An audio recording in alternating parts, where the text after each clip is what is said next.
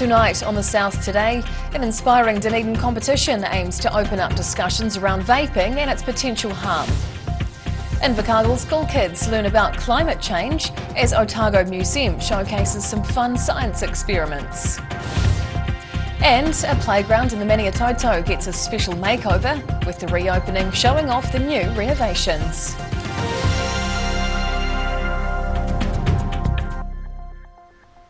Kia ora, good evening, I'm Hannah Wilkins. A creative competition was held in Dunedin recently in support of the government's aim of a smoke-free Aotearoa by 2025.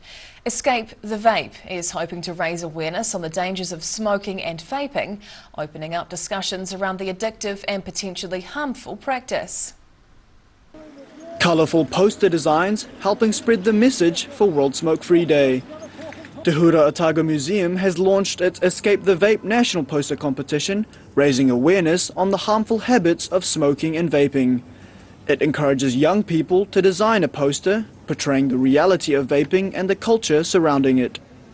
Museum communicator Christine Weirder believes it's a great way for kids to learn the different harms the bad habit has. Social impacts of vaping, the physical impacts of vaping, or even the emotional impact that it has or the links it has with our mental health, especially in young people of New Zealand. She says it's also an opportunity to call out fake information around vaping and highlight the effects it has on communities. An under 15 section was also made for younger kids to participate, with the winning poster for both sections being awarded a huge prize. And the two winners of each of those sections will get $1,000 cash, as well as their poster will travel with us all over the country. The winners will also take part in a hands-on science showcase touring around the country, providing insights into the impacts smoking and vaping have. In Dunedin, the South Today. A 27-year-old man was arrested this morning after armed police locked down a central Dunedin street. Police were responding to a potential firearms incident at a Heriot Row address after reports of a firearm being pointed at someone. Witnesses saw a squad of 5 armed officers entering a house on the street at around 11 Wednesday morning, later seeing the arrested man being led to a police car. Officers blocked off Heriot Row for around 15 minutes, and nearby school St Hilda's Collegiate was put into a precautionary lockdown. An air rifle was seized and the man has been charged with breaching bail, with further charges likely to be laid. An interactive Otago Museum exhibition has made its way down south to teach local youngsters about our changing climate.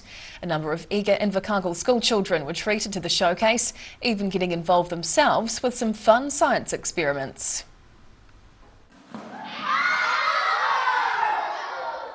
Mind-blowing excitement for these Invercargill school children, with a hands-on educational exhibition showcasing the science behind our changing climate. The interactive presentation, called Islands to Arcs, was developed by Emily Eastgate of Te Hura Otago Museum.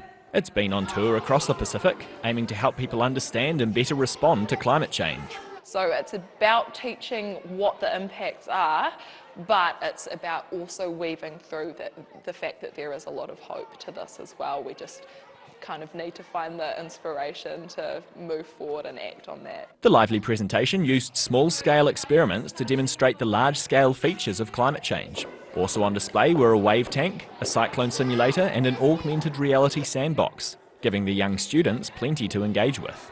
8 Pacific languages are represented in the exhibition, with a key focus on the island nations most affected by rising sea levels and ocean acidification. As our islands are becoming more and more vulnerable, they're becoming arcs of refuge for native species, but also our languages and our cultures. She hopes the project might engage the island community politically and help attract more Pacifica people into the science sector. More than 100 kids attended the showcase in Invercargill, continuing its travels, with the showcase journeying on to Niue next month. In Invercargill, the South Today. Gore rates rises are set to reach double figures this year after a large increase in residents failing to pay their rates bills. The Gore District Council discussed the region's annual plan yesterday, being warned the average rates rise for the coming year could be 11.56%. The large rise was predicted after it was found the number of residents not paying their rates bill had increased by more than 400%. The council were considering hiring lawyer Linda Clark to carry out a review of the council, but the $130,000 cost of the review would push the rise above 12%. Councillors were urged to make decisions early, hoping to avoid any delays. The exact number for the rates rise is set to be finalised at a meeting next month. More expenses are on the cards to shape up Dunedin's water infrastructure, and many city councillors are keen to get on with it. The Dunedin City Council decided to invest an additional $35.2 million into the region's water treatment plants and pipes at a tense meeting yesterday. The Three Waters upgrades are now being estimated at $95 million, increasing the Council's long-term plan forecast for the capital program for 2023 to 24 to over $212 million. An alternative option of $60 million was also higher than predicted for the long-term plan.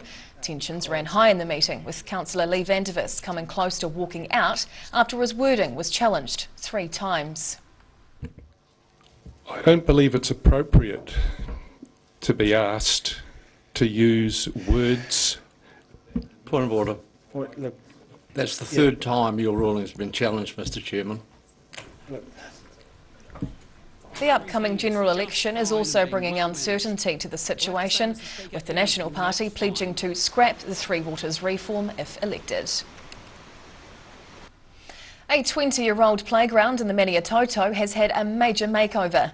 The new Ranfurly playground reopened to the public yesterday, with children eager to have a play. Cheers and applause as children got their first opportunity to check out the new John Street playground. Plans for upgrading the Ranfurly playground have been in the works since 2017, with the old playground more than 20 years old. Marie Gordon is Parks Project Officer at the Central Otago District Council and says the upgrade included using plastic instead of timber. Timber doesn't stand up well to this environment, so we do have a lot of plastic, which we did get feedback on, but it's for its durability and its flexibility in design that we've gone with it. The opening ceremony featured a waiata from Maniototo Area School, with Mayor Tim Cadogan tasked with cutting the ribbon for the new playground. It's perfect, right in the middle of town really, so it's accessible for weekend sport or a lot of travellers going through to the coast to stop here, as I understand it, so yeah, it works really well. She says the new playground should last for at least the next 20 years, providing plenty of fun for the local community. In Ranfurly, the South Today. Whai Yakane, still to come on the South Today. Some Mosgiel residents are putting in a request for a brand new skate park, and St Peter's College students get a taste of life as an artist in Gore.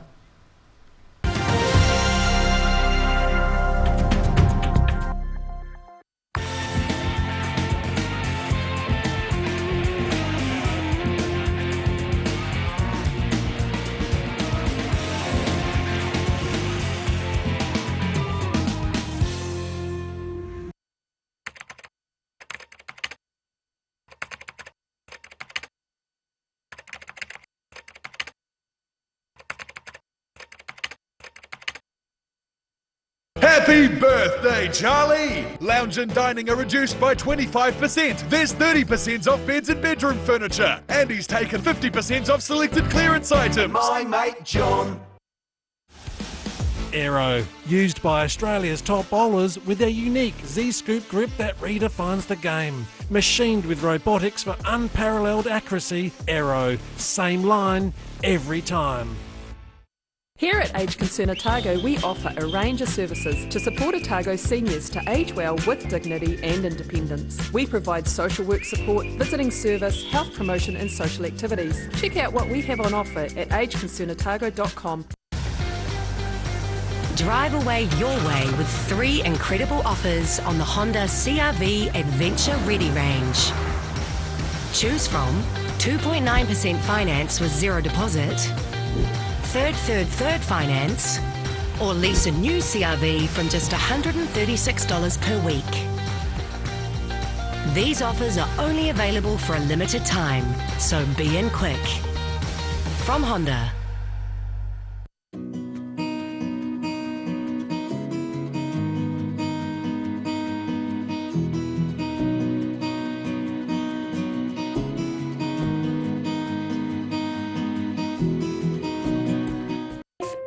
at risk of developing melanoma skin cancer, you owe it to yourself to have a mole map. Mole map is coming to your area. Phone today to make an appointment. It could save your life.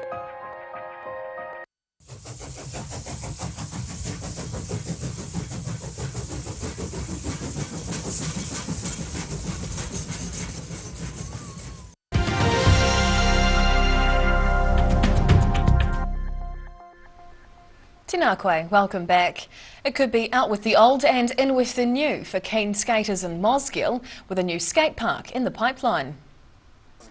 This 30-year-old half-pipe in Mosgiel has seen better days and may soon have a replacement drop in as part of a recreation area management plan.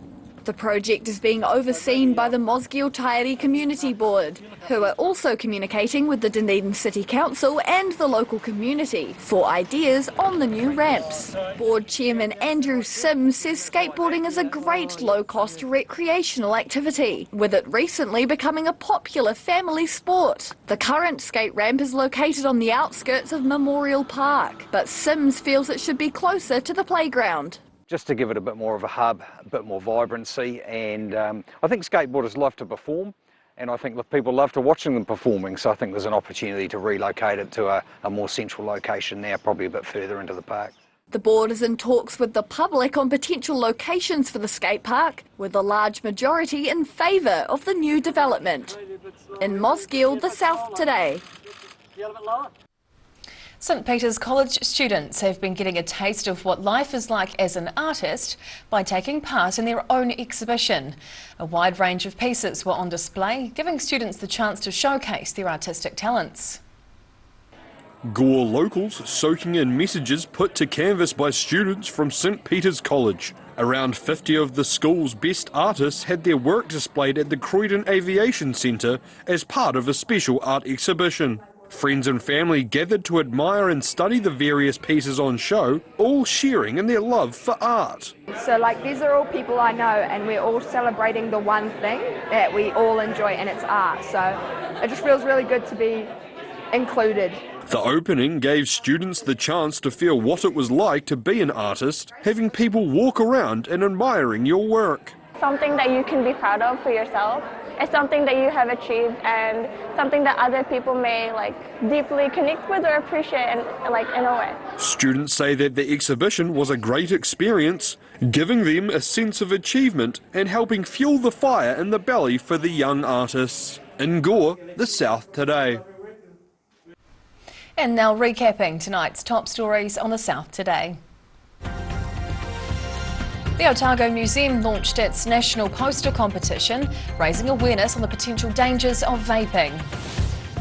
Otago Museum educated Invercargill school pupils on climate change using some fun science experiments. And the newly revamped Ranfurly playground is unveiled, delighting children with the transformation.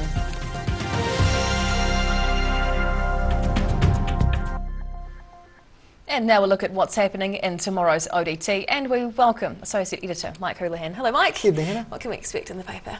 Well, we've got extensive coverage of a rather large protest at the university today. As you know, there was one a few weeks ago about proposed cuts of staff and costs and expenses there, and there's been another big rally again today. So we've spoken to several of the people involved there. Okay. There was also an armed offenders call out in the middle of Dunedin today. We've got the fallout from that. And we've also got a story about Wakaru Hospital, which is suffering from a severe shortage of psychiatrists and other staff, meaning that some of the future of some of the mental health wards there are at risk. Right. Also being Friday, our arts section tomorrow, which contains a preview of the Michael Hill Violin competition coming out this weekend. We look forward to having a flick through the pages. Thank you for sharing, Mike. Thank you. And time now for a look at the weather. The South Today weather, proudly brought to you by MoleMap, the skin cancer detection specialists. Looking at the situation, temperatures will become much colder from Friday with more widespread showers developing at King's birthday weekend. Heading to the top of the South Island, gusty westerlies with some cloud and 18 degrees up in Nelson tomorrow, 15 with squally showers and fresh winds in Greymouth, while Christchurch gets up to 20 degrees with strong nor'westerlies and high cloud. travelling to South Canterbury and North Otago. Strong nor'westerlies with high cloud as we come down through here tomorrow. By numbers, it's a 20-degree day for Ashburton, 19 in Timaru and 18 for Oamaru. Heading westwards to the Central Lakes, 13 tomorrow in Wanaka and Queenstown with squally showers and strong nor'westerlies, while Alexandra gets a warmer 16 with those strong winds and a few spits of rain. Heading further south, showers and strong westerlies with highs of 14 for Gore and Balclutha tomorrow, with the Catlins looking mostly cloudy and windy with 15.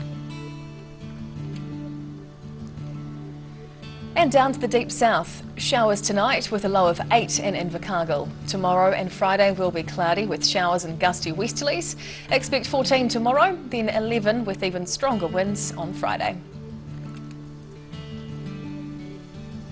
And finally heading to Dunedin, cloudy with nor'westerlies and a low of 9 overnight. Fine tomorrow with a mix of sun, cloud and gusty north to northwest winds. The high a warm 18 degrees for the first day of winter. Then Friday brings more sun and scattered cloud with fresh westerlies and a high of 15. And that's the news this Wednesday. For the latest news and videos from the southern region, head online to odt.co.nz. You can follow Channel 39 on YouTube to catch our news bulletins on demand. And we're also on Facebook. Just search for the South Today NZ to see our favourite stories from around the regions. We'll see you again tomorrow. Ka kite o popo.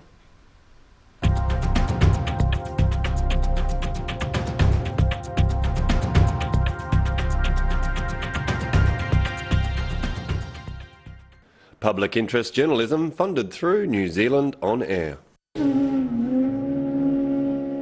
Every day the team at Gillian supports grieving families at their time of need. From answering your questions to organising a farewell that reflects the wishes of your loved one. We can help. Call Gillian's today.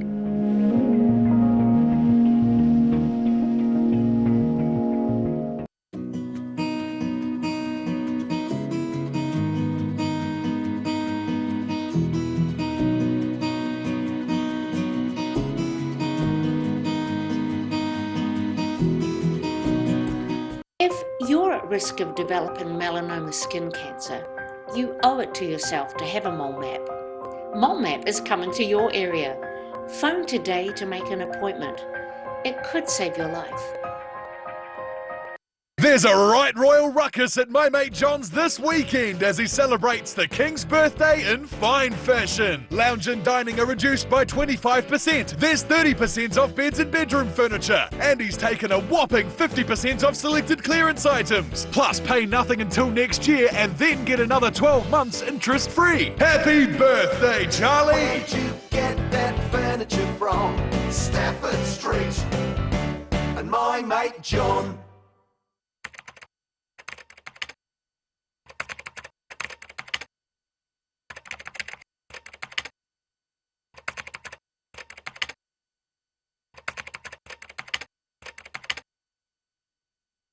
Living Well Disability Resource Centre, a not-for-profit charitable organisation and your one-stop shop for information and resources to help you retain independence. We offer a wide range of assistive products from jar openers to mobility scooters and provide assessments for Total Mobility, the half-price taxi scheme. Come and see the friendly team. You'll find us on the corner of George and Bath Streets, ground floor of Burns House.